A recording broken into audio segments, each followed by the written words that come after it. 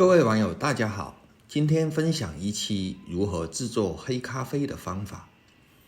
这次会用到咖啡冲明杯的这个器具。咖啡冲明杯属于浸滤模式的冲煮方法。日常在咖啡器具中有浸泡与过滤功能的，通常都叫浸滤冲煮模式。冲明杯有2到4人份、4到6人份的不同规格。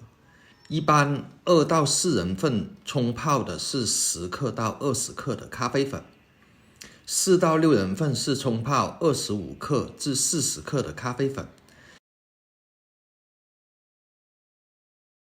今天用的是一支深度烘焙、经过了10天养豆期的咖啡豆。这次用20克的咖啡豆去进行冲泡。浸泡式是冲煮法的粉水比例可以是1:16到1:18之间，这个可以依据个人喜好的口感去进行调整。咖啡粉的研磨度按照杯测的研磨度去进行研磨。估计很多人没有工具测量咖啡粉的粗细程度，对于杯测的研磨度是有些模糊的。接下来请看这个咖啡粉的粗细程度。近距离我们可以再仔细的看一下，这样的粗细程度就是杯测的研磨度了，大概就是我们平时使用的细砂糖稍微粗一点。为了便于观看这次的冲煮，我使用了较大的冲明杯，也就4到6人份的冲明杯进行冲泡。在冲泡之前，首先用到该型号冲明杯的滤纸来进行冲煮。首先折叠好滤纸以后，用足够的水量把滤纸冲刷干净。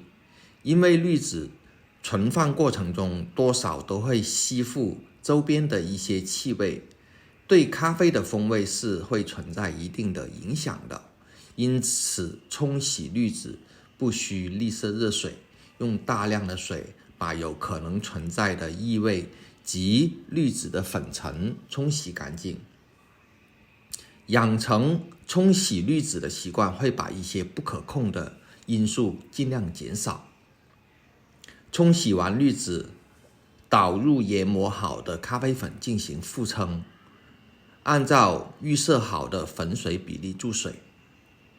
这里可以省却如手冲咖啡的闷蒸步骤，只需要让咖啡粉与水充分的融合就可以了。因为这次使用的是20克的咖啡粉进行冲泡，预计是1:16的粉水比例，那么就是需要注入320克92度的热水，就可以进行浸泡了。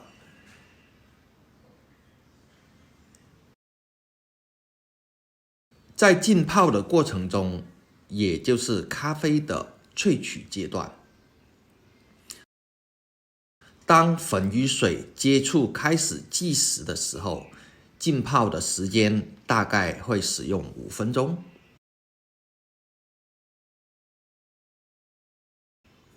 如果在气候比较寒冷的季节，可以用盖子去把杯子盖起来，尽量减少水温下降的速度。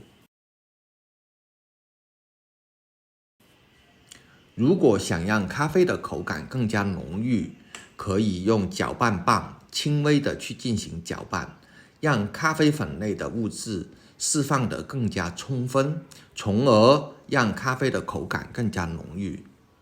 今天的天气已经差不多达到了30度，就不需要用到冲明杯的盖子了。对于什么是黑咖啡，其实很好理解。不管是手冲咖啡，或者说意式浓缩咖啡加水，又或是爱乐压、法压壶浸泡、虹吸壶萃取出来的咖啡，只要不添加任何物质到咖啡里面的，通常都叫黑咖啡。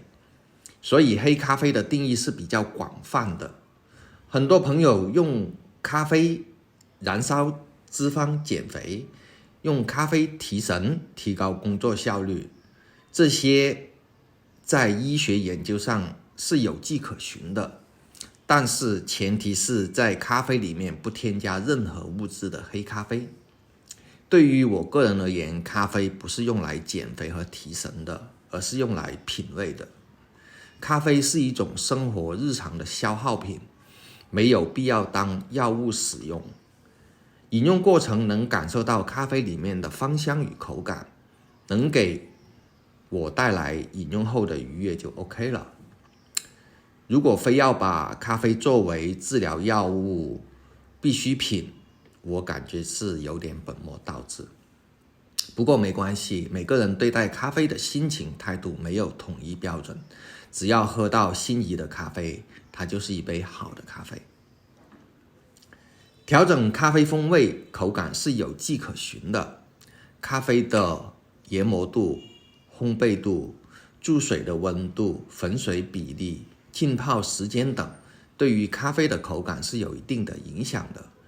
平时只要关注以上冲泡的几个要素，都会得到一杯心里面所希望喝到的咖啡。我们需要做的就是在冲煮咖啡过程中对标一些参数，通过不断的调整而达到预期。冲明杯浸泡时间已经达到了5分钟，此时只需要把冲明杯放到杯子上，让咖啡液缓慢的流出来，我们就得到了一杯黑咖啡。很多朋友说我也没有冲明杯，那怎么办？其实只需要寻找一个能盛放热水的容器，也可以做黑咖啡。可以在容器里面加入咖啡粉，同样用浸泡的方式，只要时间到了，用滤纸或者滤布过滤咖啡渣，就可以得到一杯黑咖啡。